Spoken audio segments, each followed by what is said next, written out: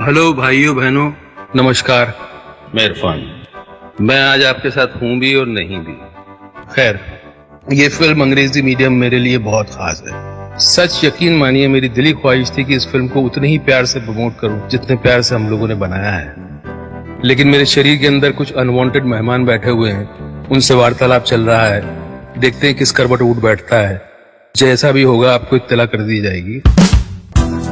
कहावत है, when life gives you lemon, you make a lemonade। बोलने में अच्छा लगता है, पर सच में जब जिंदगी आपके हाथ में नींबू थमाती है ना, तो शिकंजी बनाना बहुत मुश्किल हो जाता है।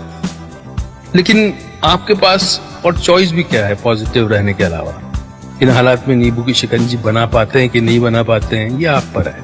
और हम सब ने इस फिल्म को उसी पॉजिटिविटी के साथ बनाया है। और मुझे उम्मीद है कि ये फिल्म आपको सिखाएगी, हंसाएगी, रुलाएगी, फिर हंसाएगी शायद।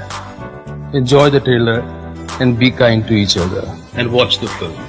And yes, wait for me.